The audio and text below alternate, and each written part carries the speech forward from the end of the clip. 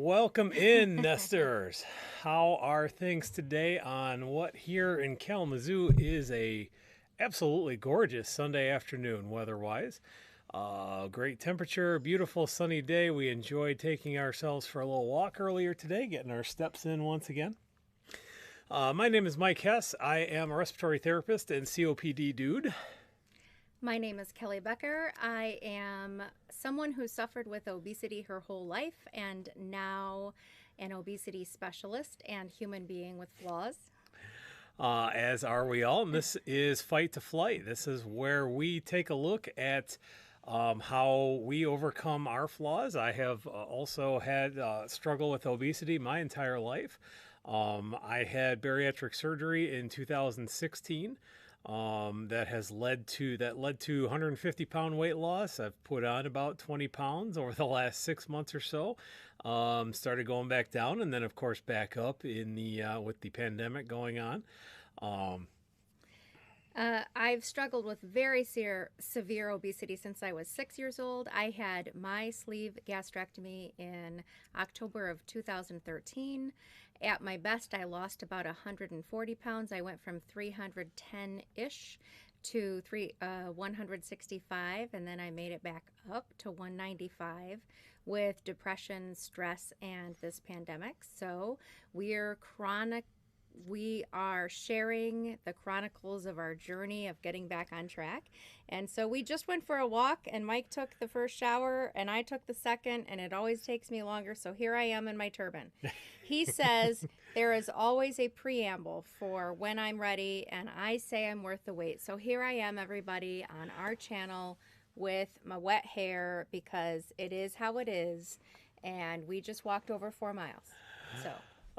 So first off, as we like to do, we'd like to say hello to some of our good friends checking in. First off, Jeannie's been waiting for a shout out for a little while here. She was the first one to pop in on the main Facebook feed. And of course, our good friend John Linnell can't stay long today, but Jeannie he and found John, us. Thank Jeannie you very and John, much. love you so much. Longtime supporters of a lot of our efforts back into one of our other endeavors, COPD Navigator, and even in your turban mode. Very beautiful woman. Thank you. 42 years old right here. All I have is moisturizer. So after 4 p.m. on a Sunday, this is what it's like to be loved, everybody. So, but enough about us. There are a couple of things that we wanted to, I in particular wanted to chat about this week. We finally got our, and I'm sorry, one of my flaws here is I've got just a giant fleck of something on my glasses, and I didn't bring our good claws down. But I just got to get that off my face because, the blinding studio glare is. I'm thinking of turning this look around while you talk. Okay. So that's what's happening. I've got nothing to hide. I'm 42 and proud. Yeah, that's your call. Okay. And also, hello, Monica, Dr. Wagner from Monica. the great city of Pittsburgh. Both of our dear friends. She's known Kelly longer, of course, but one of our fantastic friends. Welcome in, and again, an inspiration on our journey. She has been tearing up the streets of Pittsburgh. Yes. Just running and walking and pushing herself by, just leaps and bounds every day. So hopefully we can be like Monica someday when we grow up. I want to be like Monica when I grow up. Well, and John and Jeannie. Well, of course. Right.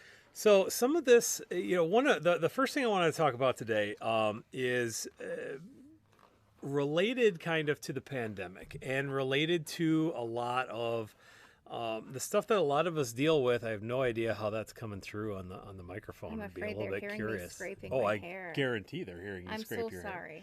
I'm so sorry. That's about to quiet. This is the same microphone that would pick me up swallowing when I was doing the podcast. Just kind of clearing my throat. Get ready, everybody.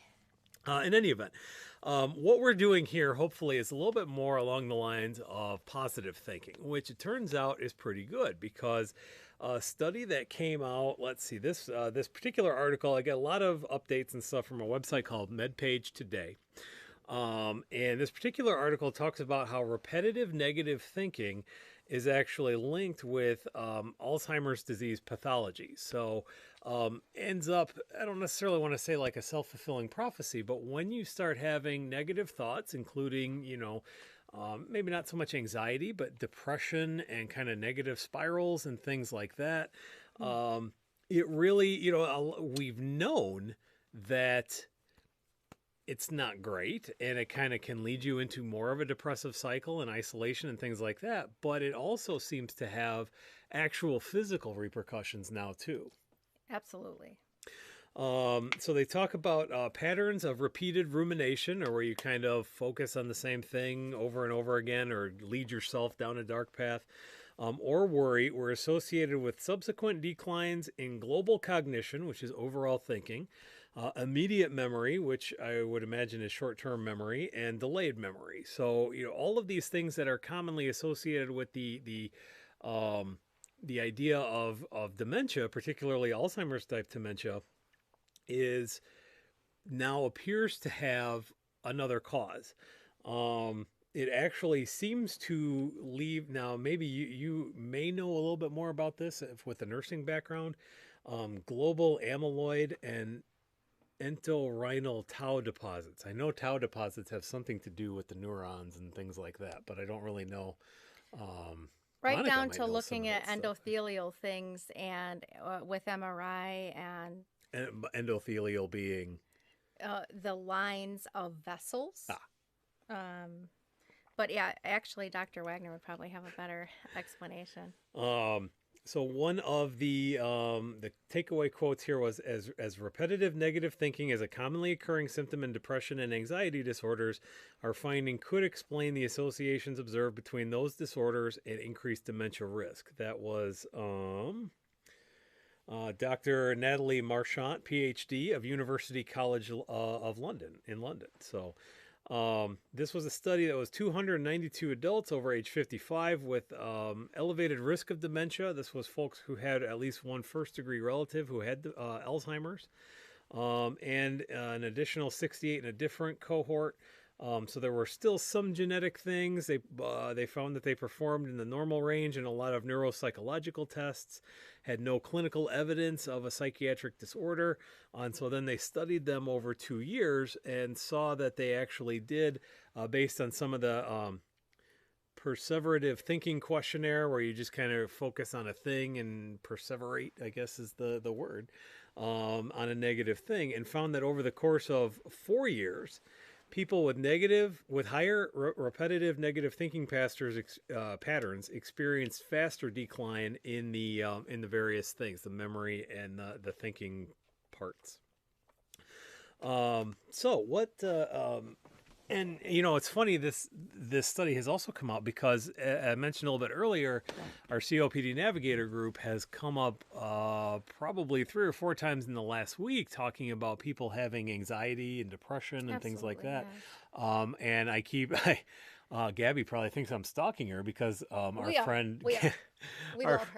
Our friend, we have a friend, Gabby Davis, out in Idaho, who a fantastic respiratory therapist, tobacco cessation genius, vape expert, but also, I believe, just finished a degree in counseling. I can't remember exactly what. I feel terrible because I can't remember exactly what the details are, but she is now stalk better. I should. A trained counselor, because when it comes to a lot of chronic conditions, and I include mental health conditions in that, obviously, but physical health too. Counseling is absolutely critical. We talk about smoking cessation counseling. We talk about nutrition counseling. I mean, these are all factors that you have to actually be able to communicate and get these things forward. So she has given us some resources, and I believe we posted them on the Best Nest page a time or two, for just some strategies you can do to refocus, to stop that perseverating. And to grounding, centering, all these things. And sometimes it's the more stereotypical things like tapping a rhythm or something like that. But also, just thinking about a color, or very calmly and internally talking about what you're doing right now and how it's making you feel. just talking yourself kind of out of cycles and things like that.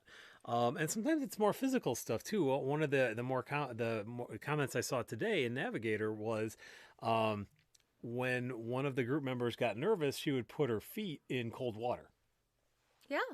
The senses really are powerful. And trying to focus on the actual sensory inputs rather than the imagination. Objective input. Yes, that's a better way to put it. That's a key part of grounding is what's real and what is something I'm perceiving, in my case, perhaps out of paranoia or fear. So what is real? What is around me? And tapping into those five senses. And so sometimes it's temperature and feeling something. Sometimes it's a scent or, something concrete and an objective to bring you back to what's real and not something you're doing to yourself. And a lot of us will do that. I had horrible nightmares last night, in fact. Yeah. So I'm sorry. No, that's the kind of insight that it's the high quality original content you're coming to expect from the Best Nest. But yeah, you mentioned other senses too, and they say that the sense of smell is one of your most powerful receptors or one of the most powerful connections to memory. It is for me. So, maybe if there is a particular scent that you associate with good childhood memories, maybe you can get, not something I usually recommend with my respiratory people, but maybe you get a diffuser of some kind. You have that, or a candle, or something that gives you that scent, gives you access to that scent, so that when you see yourself going into one of these loops, that's something you can access. You can light the candle, you can start the diffuser and check that out. So absolutely. I had scents that calmed me when I had to write long papers for school. Because having to focus for long periods of time was very anxiety provoking for me, because I'm someone who wants every word the first time to be perfection. And I mean, that's unrealistic and I would make myself crazy, but I learned that I would light different candles, or now, it could be a melt, it could be a cologne, it could be something that just makes me feel comforted. It can be chamomile tea and the smell of it. And those things when I have that in my environment, I can associate that with comfort during this task that I find taxing. So those are very powerful things to do. Well, and hearing you describe some of those things, I remember early on. It's exciting when you reveal to me and everyone. Well, I love it. I love it. Not really a reveal per se. There was one this week. We'll come back to that. During smoking cessation is really tough. Even under the best circumstances, it's just really hard to do. So we've talked about a lot of these triggers and stuff before, and I had someone tell me one time, she would put detergent, little bowls, little ramekins of detergent at different spots in her house, because she associated that with being clean and being fresh. And she didn't want the tobacco smell to get. So whenever she started having those urges, she would go and sniff around the detergent, and that brought her some comfort. What got me to thinking about that is cleaning and things like that. And again, something I can't usually recommend to respiratory folks is chlorine bleach. I love that fresh, because first of all, it says clean, and then also I used to love even. My grandparents and my parents had a old small cottage out on a lake, had that lake, and loved being in the freshwater and all that. But I also loved going to a swimming pool, and just that. So that brings back some great childhood memories and stuff like that. So yes, senses, incredibly powerful. And honestly, we may be looking at that, a lot of that stuff more recently. I saw this week in particular here in Kalamazoo, they're starting to reopen the parks. But they have officially decided that they're not going to reopen our city pool, which I think is wholeheartedly appropriate. But, again, you're going to have people that miss that. You may, there are probably a lot of people who I know there's a lot of people that's their relief, because, we're not Detroit, Chicago, New York, Miami, but we're also, we don't have a lot of natural beach here in Kalamazoo. And so if you're not fortunate enough to be able to drive somewhere and go to Lake Michigan or something like that, you might go to the pool, and that's the enjoyment. And that maybe that's been part of your family tradition. And And now, it's not as hard on your joints and yeah. the back and yeah. Another thing I wanted to ask is outside of sensory stuff, I mean, just kind of tying in with what you're doing right now, are rituals and personal care things. Is that another potential way to get out of the negative thought? I mean, Mike. if you just sit and you say, well, I'm getting stressed out, again, going back to quarantine. I've been in the house for however many weeks, how many ever days, I'm kind of going nuts. I want to put on makeup. I haven't used my hair products or anything in a while because now it's really getting, whew. But, is that a self-soothing thing to do those kind of self-care items? For some people, I'm so glad you bring that up, which is why I'm taking this time. You know me, I am a natural kind of person, and I married you because you're not caught up in that, and you don't pressure me or anything. I wasn't. I kind of like my hair stuff. I'm going to be honest. For you, yeah, but for me, you don't ever say I'm not even going to look at you until you are made up. So I'm a very natural person. Most of these broadcasts, or anytime I have been a guest star on your other shows, I might have lipstick on to look alive, but generally I've had moisturizer and nothing else. And there really is something about, months of yoga pants and pajamas and not being made up. But there is something that speaks to not, I need to meet another person's expectations. That's a different thing that I don't force, right? But what I'm doing right now is I kind of wanted to feel good about me because I did get over my 300 minutes of activity this week. I didn't do everything I said I was going to do, but I want to celebrate. And I thought for our show this week, I want to put on my makeup. I bought some makeup to feel better during this time that's new and not crunchy and old and expired. Which it gets because I don't wear it much. And so that's why I'm even bothering to do this in this strange format, because there's something about presenting, making yourself feel good. Like when I put perfume on or cologne, it's for me usually. We were already talking about that. I don't know that you even notice, frankly, and I love you and that's fine. But sometimes I do. Usually it's for me. I like this scent. This scent reminds me of vacation, and this scent reminds me of winter, and this scent reminds me of comfort, and this one reminds me of this, time in my life.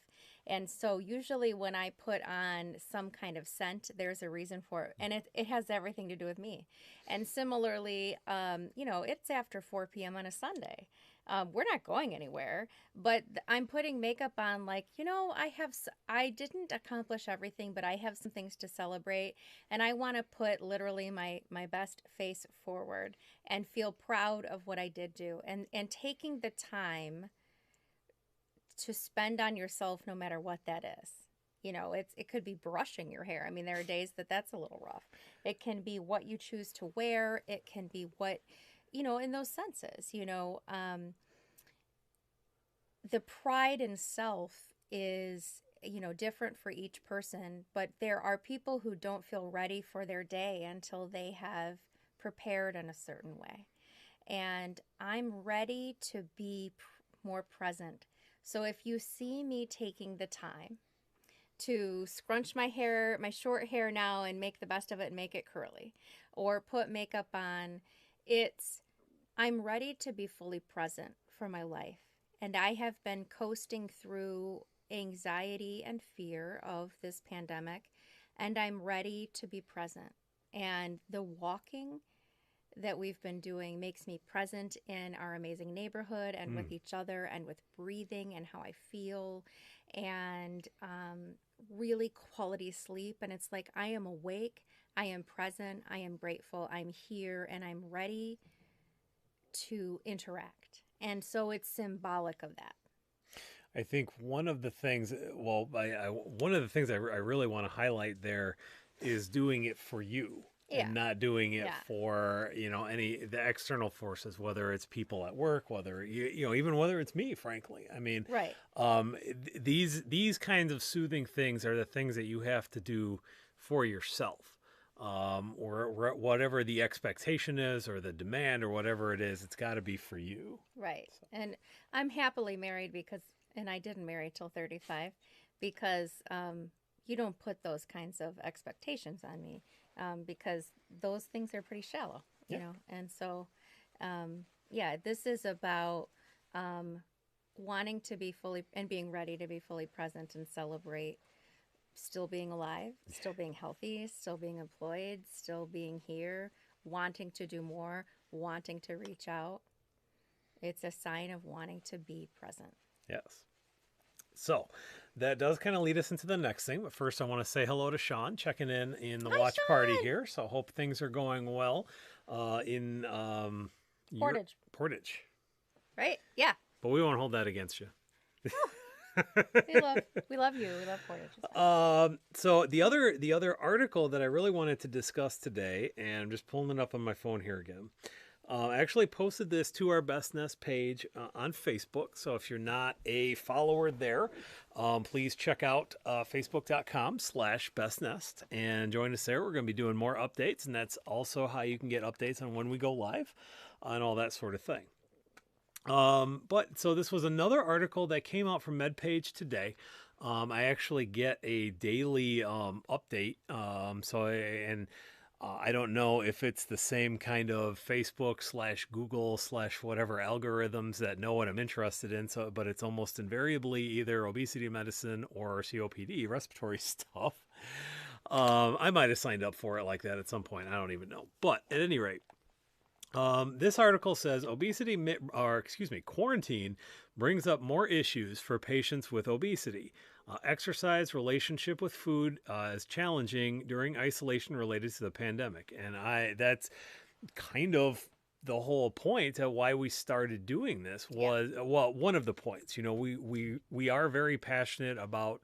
It always sounds so cheesy in my head, but we are very passionate about trying to help others. That's why we stay in healthcare despite prior authorizations and metrics and all the other BS that we have to do. But we really want to help people because we have seen what a difference some healthier choices have made in our own lives. So, Absolutely. And how hard it can be. and how hard, the guilt and judgment and everything else. But,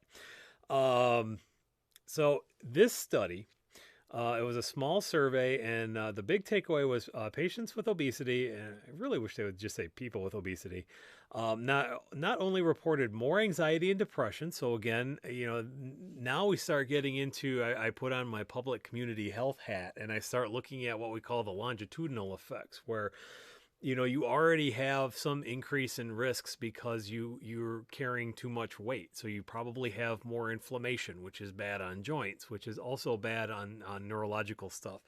I got schooled this week in a good way.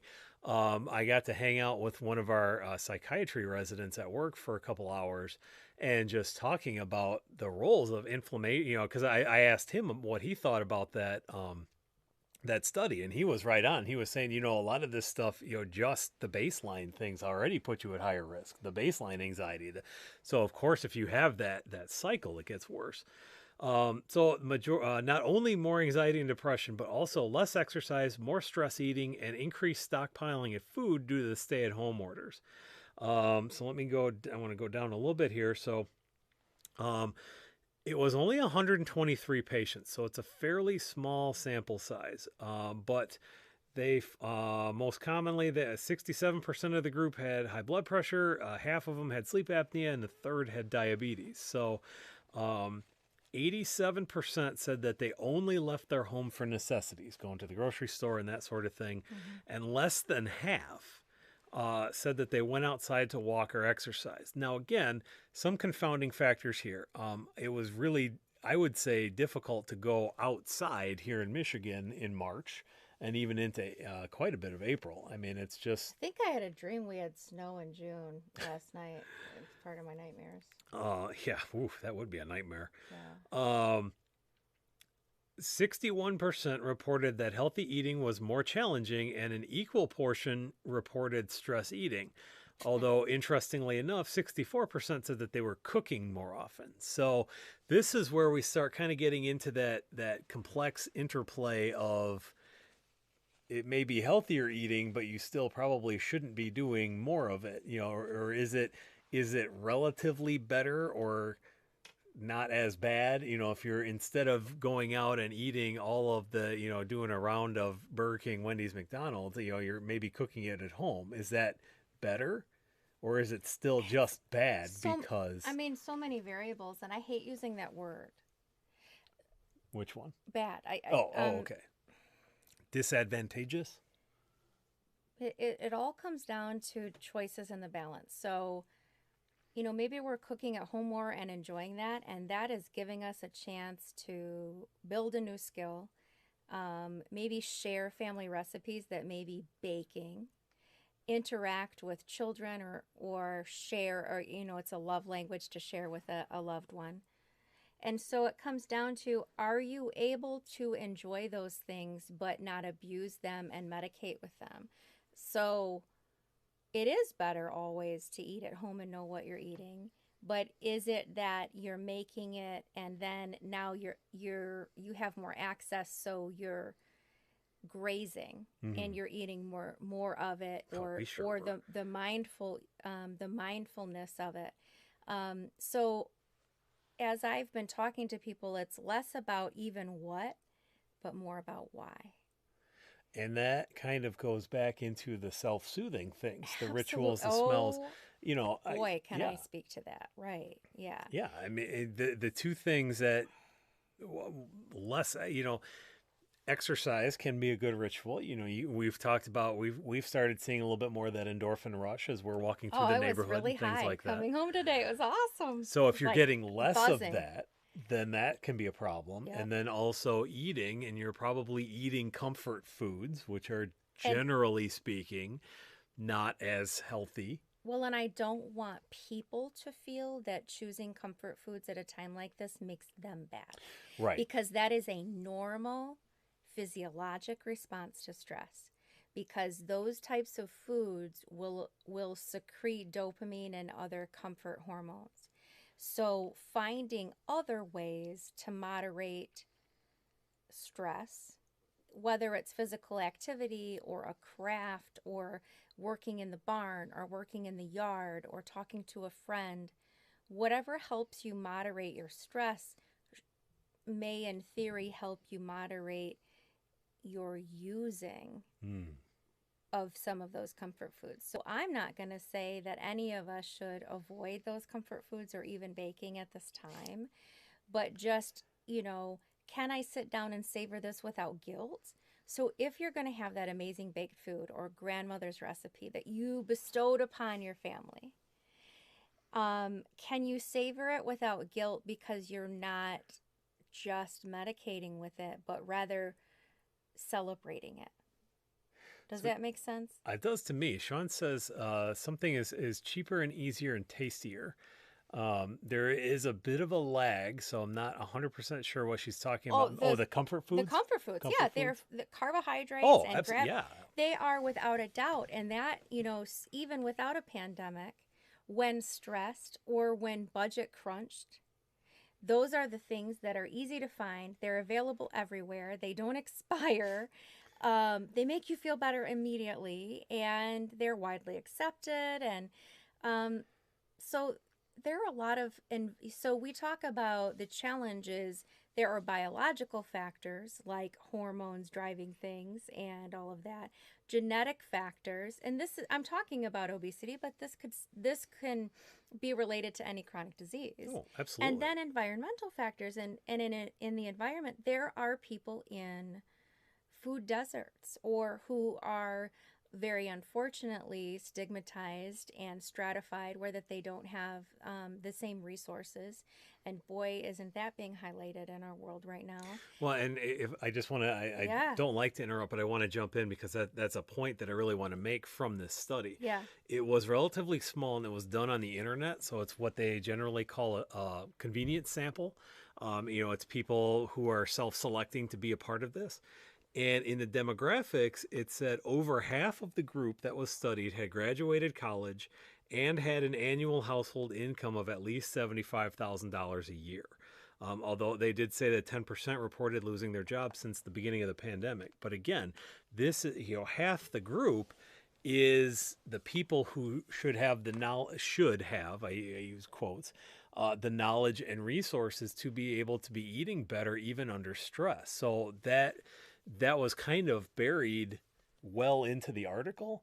But that was one of the things that probably jumped out to me as one of the most important things. These are the people who should be able, in theory, to cope with this situation the best, and they're having trouble. And so what about biology, yeah. What about everybody else? What about the people who at baseline live in those food deserts, or don't have a lot of the knowledge, because a lot of what we have taught historically about nutrition has either been found out to be wrong or wasn't right in the first place and shouldn't have been taught.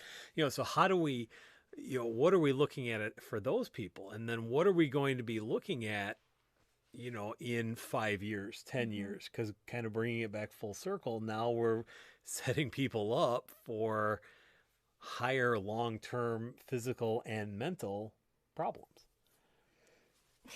And if people are, well below the poverty line and their best access to buying their own foods is a convenience store or a gas station, that's why we'll see some produce now, at a gas station, because you could buy a honey bun for like 70 cents, but it costs a lot more to get fresh fruit or vegetables.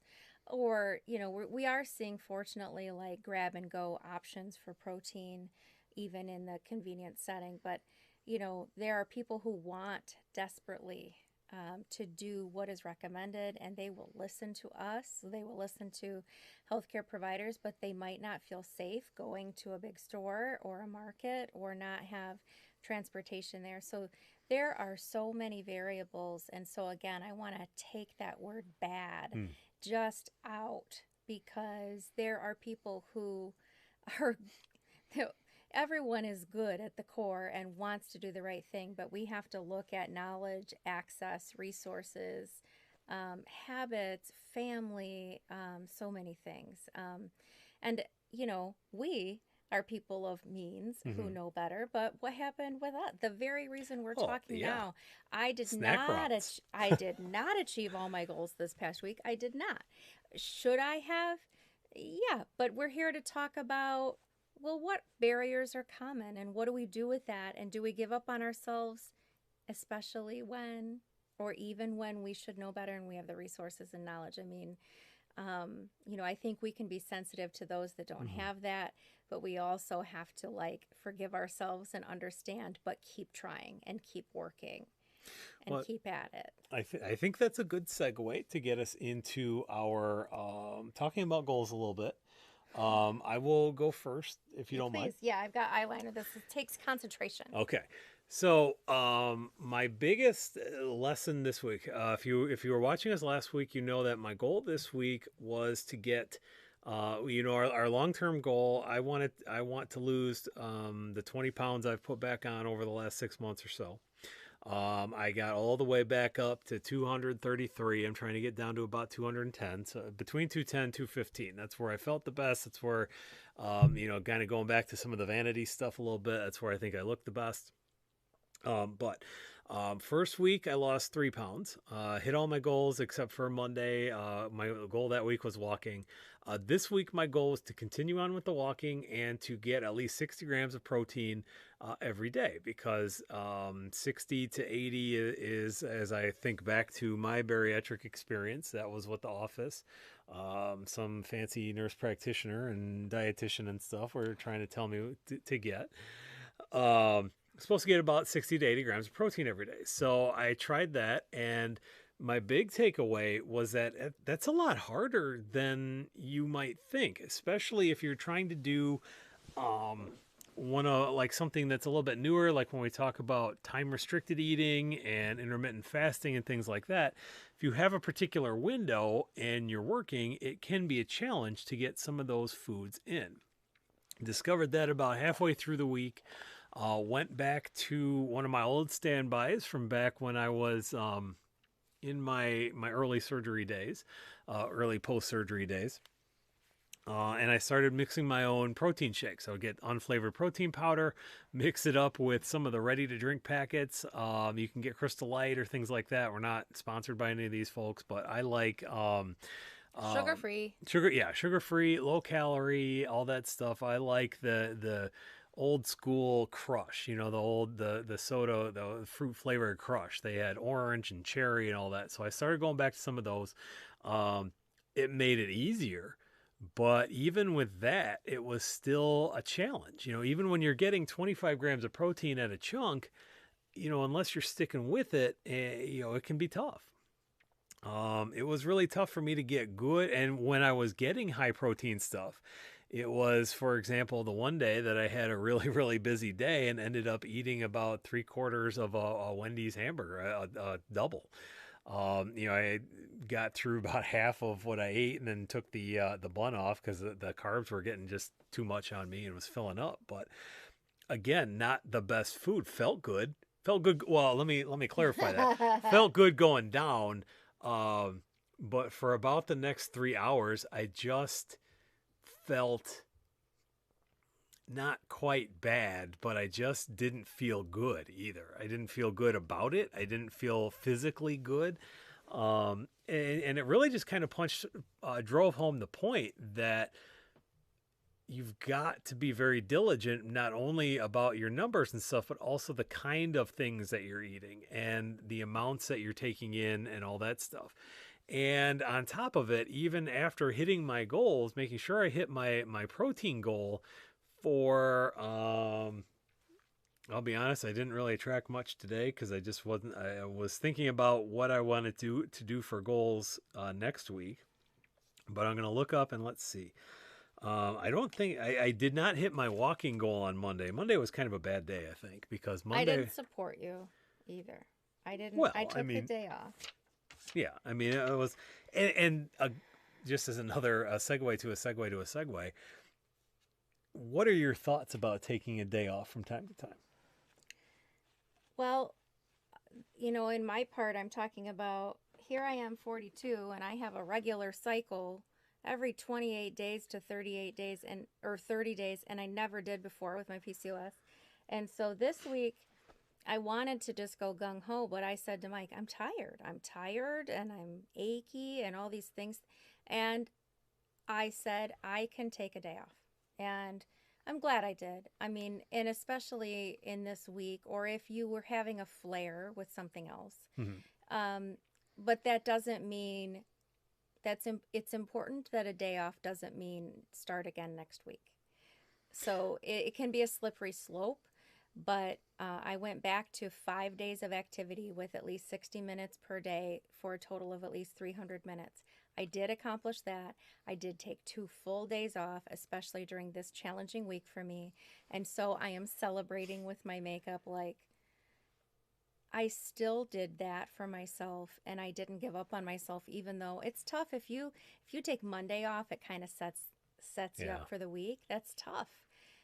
So I don't have a clear black and white answer on it, but taking days off is important. Days of rest and appreciating and listening to your body and not drowning in guilt is important. I've heard you say in the past that, 80% of the time, if you're good 80% of the time, then usually the other 20% kind of works itself out in the end, mm-hmm. as long as which coincidentally enough translates to 1 day out of the week, at least the work week. Right. So, right.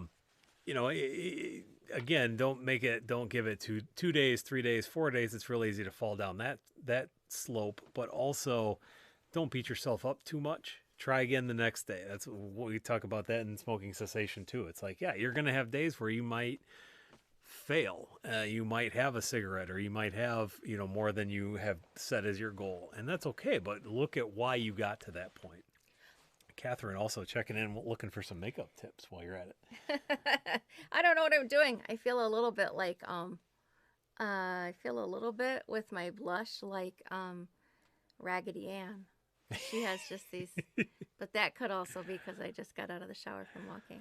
More to come on another episode. I'll do that. If you think I don't look like a clown, then cool. I'll give you some. Speaking of the goals and stuff, so Monday my goal was 60 grams. Just again, Monday I hit 58. Tuesday I had 53.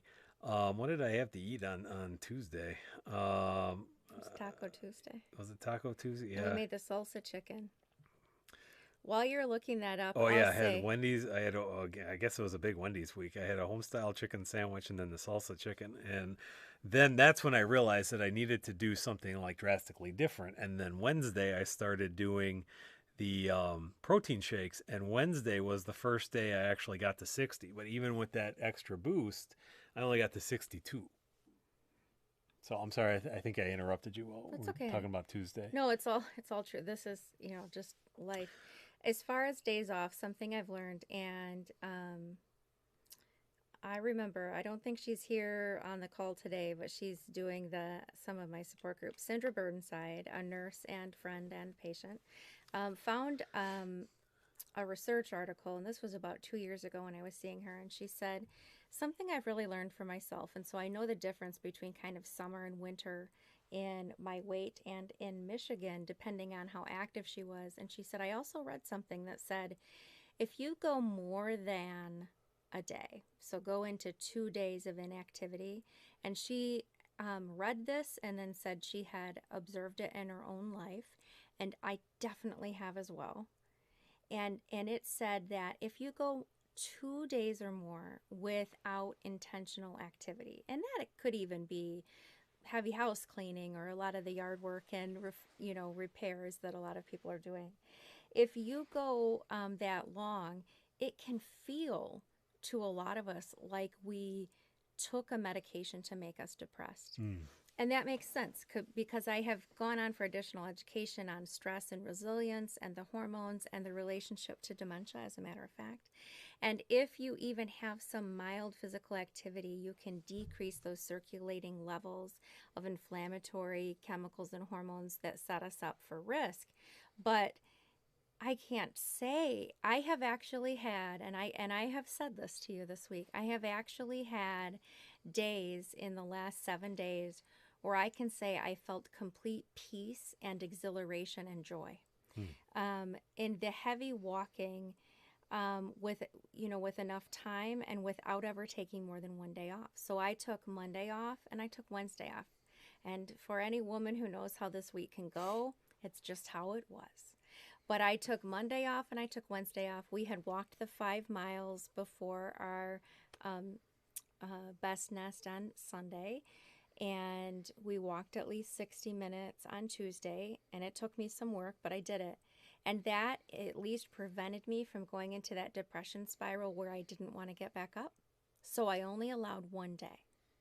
And then again, I only allowed 1 day. And we walked 85 minutes on Thursday. And we walked at least 60 on Friday. And we played tennis for over 60 minutes yesterday. And we walked for well over 80 minutes today.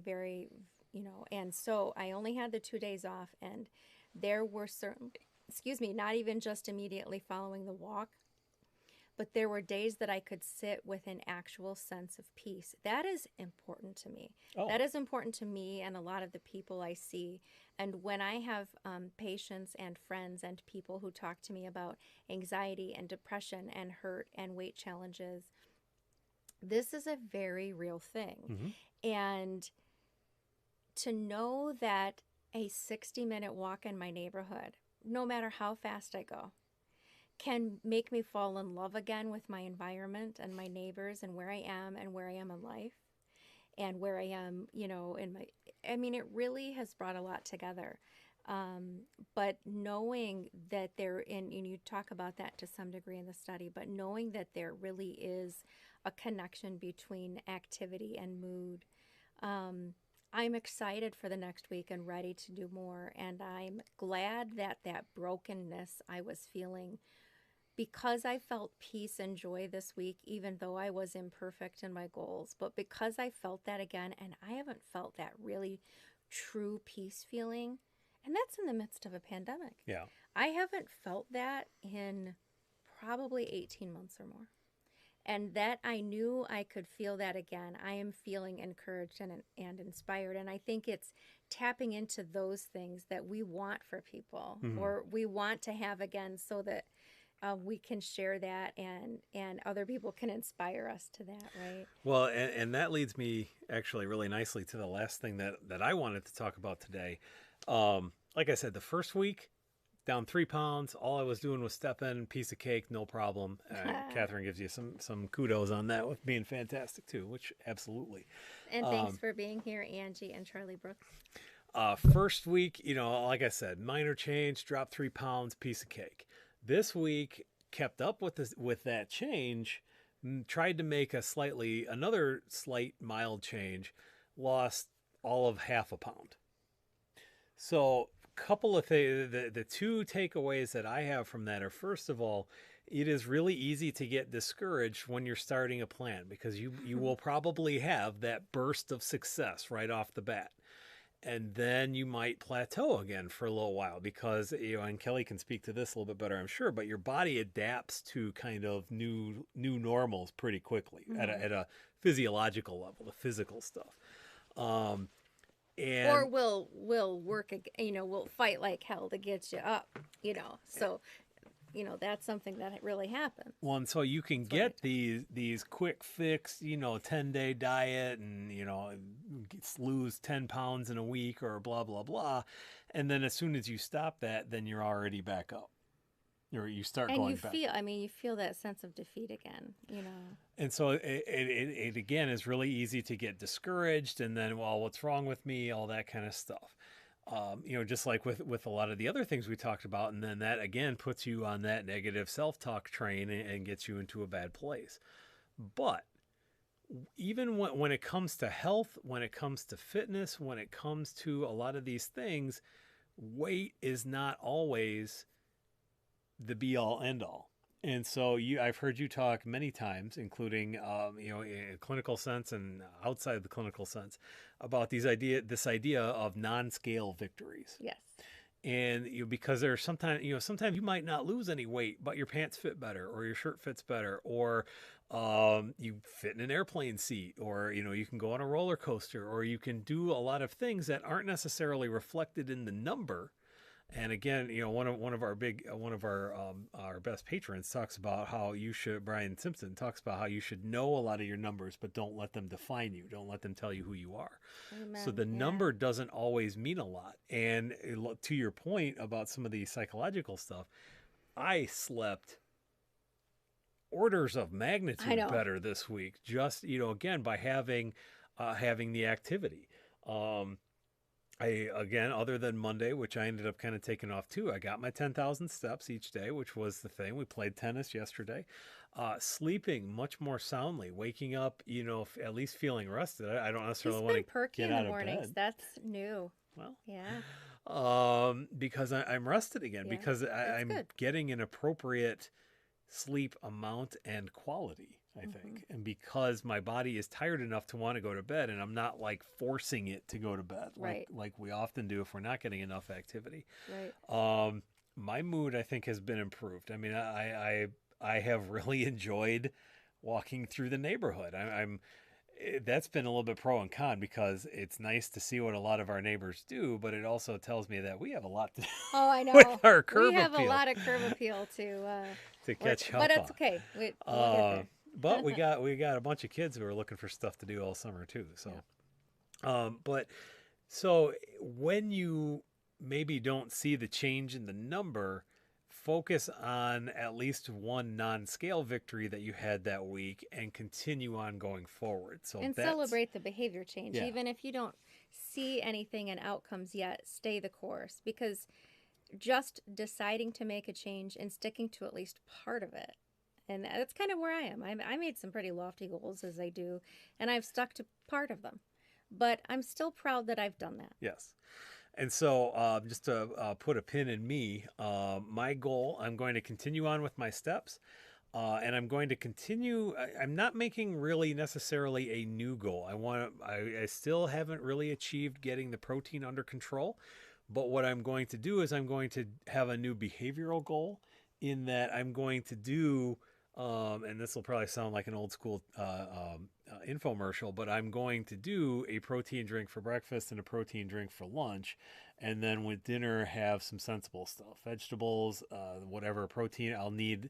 The protein that I use is 25 grams, so I'll have 25, 25. I'll need at least 10 grams of protein with dinner, plus, like I said, vegetables and, whatever else rounds that out. So that's my goal, is to continue on with the activity and then slightly modify how I am taking in protein, and we'll see how that goes. I like it. So, how did you do on, you mentioned you hit some of your goals this week. Well, I said that I wanted to walk more than 25 miles, which I had hit the week prior. And I mean, this is the lesson. This was my cycle week. I was tired. Tired.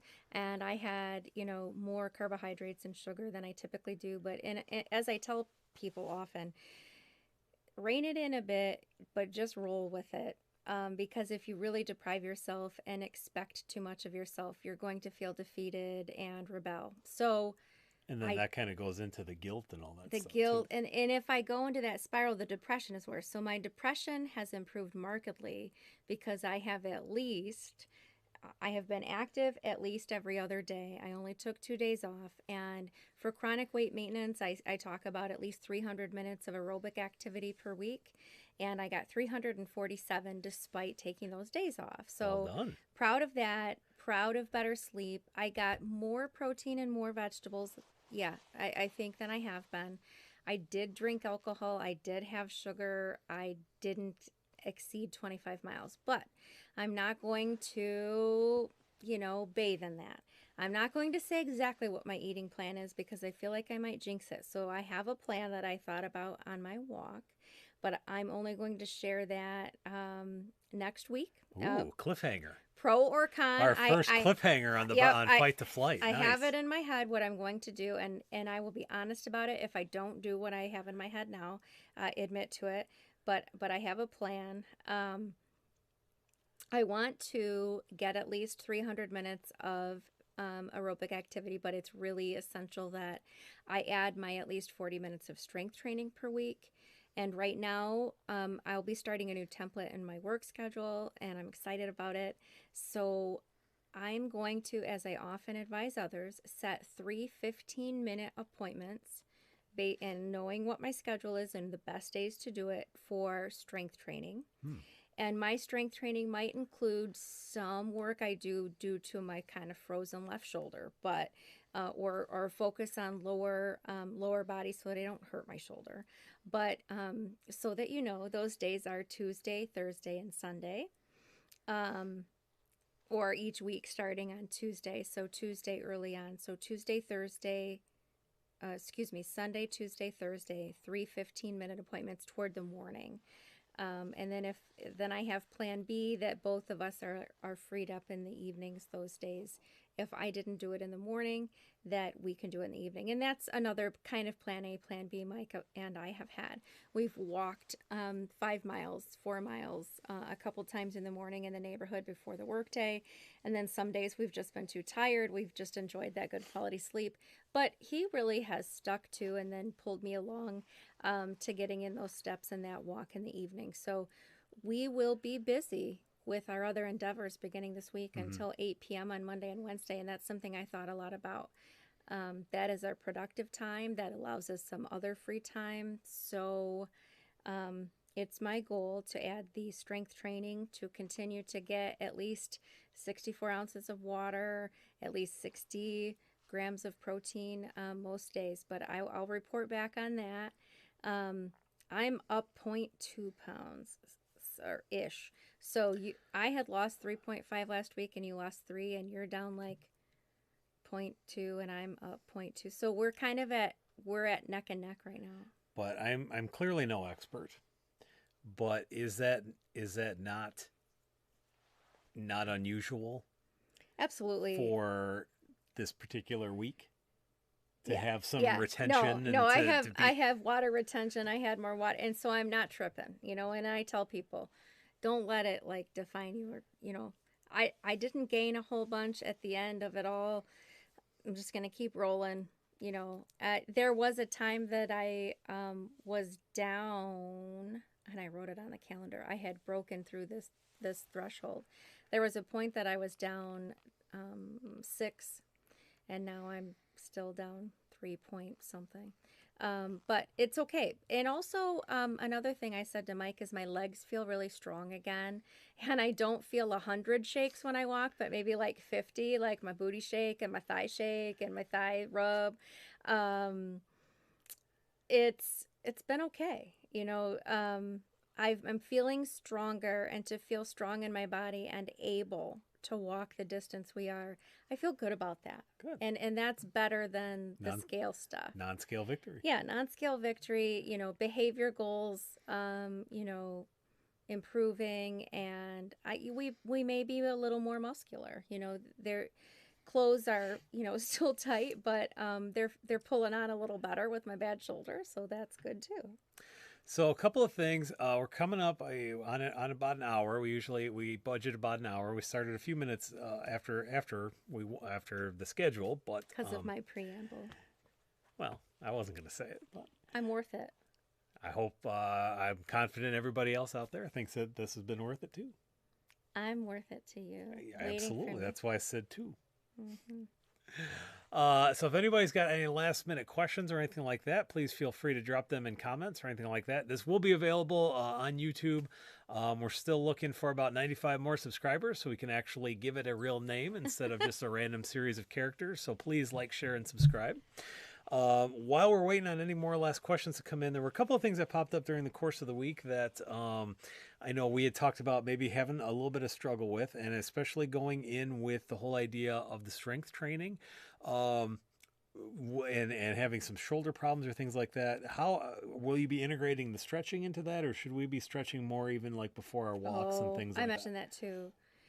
We really should at least stretch at the end. It used to be always stretch before, and so there's some conflicting literature out there. Listen to your body, listen to your body, listen to your body. But we really, especially once things are warmed up, we should stretch out some. And then, before we do some fast stop-start action like we do in tennis, sprinting, we definitely need to elongate and stretch some things to prevent injury. So paying attention to stretching, relaxation, remembering to breathe. Remembering to breathe, no matter who you are, how well you breathe at baseline, but remembering to breathe and hydrate. Because we could have some wicked cramping. We've experienced that when we bump up activity like this, and then we don't hydrate. So we've been taking a lot of water along with us. So, and even when you're not necessarily doing an active workout, I don't know if she's still watching, I saw our friend Angie had joined in a little while ago. And I know that she has mentioned before, she's very open about her weight loss journey as one of the navigators, one of the patient navigators at her facility. Sometimes I'm doing better with it because I'm using water in my protein drink, but sometimes as the day goes on and stretches on, maybe you forget to do your water. So is there a good strategy? Is it better to get it all in the morning? Does it have to be like a regular infusion throughout the day? Or is there any benefit to trying to do like, they say you're supposed to get like 64 ounces in a day roughly. Is it better, worse, non-inferior to, like, if I were to get a 64-gallon jug and drink everything in the morning and then not drink much water the rest of the day, is that the same as drinking it throughout the course of the day, or is it good that I got it all in, or is there a strategy involved there? Okay, so different people may have different takes on this. Sometimes I'll see, like different providers have a different intake on artificial sweeteners. 4 out of 5 dentists. I will say, no matter how you get it, if you're able to get the hydration from midnight to midnight, that's better than not getting it, period. Now, I know people who strategize to get it earlier in the day, and maybe they're on water pills or diuretics or even without. They know how important sleep quality is, and they know that if they have a lot of their water after X time in the day, they'll be up all night. Mm-hmm. So it can also depend on your kidney function and how you metabolize things, and if you're up all night, right? I have a dear friend and nurse practitioner who's an obesity specialist in Seattle, and she has a dry eye condition. She had a rare cancer of her eye where she has to have so many ounces of water every hour she's awake to help hydrate mucous membranes in her eyes. So it really can depend on what our needs are. Um, and so paying attention to it's pulling all those things together, right? Hmm. And so paying attention to if I get all my hydration early in the day, then I feel good and I'm able to sleep through the night. Some people that's really challenging or they're frightened to. I work with a lot of teachers or people on a factory floor who say, I can't do most of my hydration early in the day. I can't take that many breaks. I just can't get away. So, it's really adapting to what your needs are. But at the end of the day, our bodies really need that, Hmm. and so, again, there's no bad. It's just, looking at the big picture. All right. I know that sounds like a political answer. No, I mean, Not, I think it's like anything else. I don't know that we would necessarily strictly call medicine a medication, but you just mean like, water, what did I say? medicine. Oh, yeah. Yeah. It's Probably okay. should call medicine I medicine. got you. I got you. We wouldn't necessarily call water a medicine, just like we don't often consider like oxygen as a medicine. But It's two of um, the most powerful medicines we put in our bodies. well, yeah, and Yeah. you're supposed to get a prescription for it, for oxygen, things like that. It really is a medication therapy type of that kind of thing. But just like when we talk about exercise, just like when we talk about I talk a lot about inhaler regimens all the time. Whatever it is, diet plans, all that stuff, it really needs to be customized and tailored to an individual need. And while there's probably a range of intake that you should have for health, is it better to say that you should kind of respond to input, like if you're thirsty, drink some water, rather than try to hit a one size fits all goal? Or I'll never subscribe to a one size fits all. And then we also have patients with, kidney issues, Mhm. liver issues, heart issues who have been recommended to get, so much and in certain ways. So we always want to play nice in the sandbox and find the safest solution. I think your best ally in your health are aligning with people who listen to you because you know your body better than any of us do. Collaborative care. So always align with people who listen to you and what your needs and wishes and life, your life quality, and a good partner in your health, whether at a professional provider or a coach or anyone, will listen to you and adapt. There is no one size fits all, and there is no bad person. So it really, and sometimes it's trial and error. A lot of the Yeah. time, it's like, well, let's try this and how'd that feel? Well, nope, that didn't work. So let's adapt that. That doesn't mean you failed. That just means, all right, let's work together. Let's find something that works better. I think in Angie's case, which was a really good point, she's good at getting a lot with her workouts in the morning. She's got a really great routine, but she still feels she needs more hydration throughout the day. And so she sets timers because Hmm. those of us that have had surgery, we have kind of this window. And that's a really good way to remember to stay hydrated later in the day when it's a little bit harder to accomplish because of our meal times. And she probably feels better when she does that. So, there are different strategies that people employ. At the end of the day, we as providers, but as your friends or, whatever, fellow people walking the path, um, we all just want to Yeah. feel better, and how do I do that in a way that is possible and I don't feel defeated? That's the magic All right. that we hope for. I think Yeah. those are some great words to end on. So we're going to call it another week here at Fight to Flight, part of the Best Nest family of programming. Join us. Let's see. We've got COPD Navigator tomorrow. We've got a Ready Room session. We're going to be talking about those friends of ours who have issues with their breathing. We're going to be talking about some of those tests. Join us again next Sunday for another round of Fight to Flight, and we'll see how we do with our goals this week. Make sure that you're finding us on Facebook at facebook.com/bestnest. We're going to be trying to get some other, I hate to use the word lifestyle articles and things like that up there because it makes me feel like I'm going to Paltrow or something like that, trying to sell a thing. But Goop, yeah. Just, again, trying to be a little bit healthier, feeling better, feeling better. Well, we're just here to share our mess. Hey, I have a big one, everybody, and I want anyone can comment here on our Facebook page.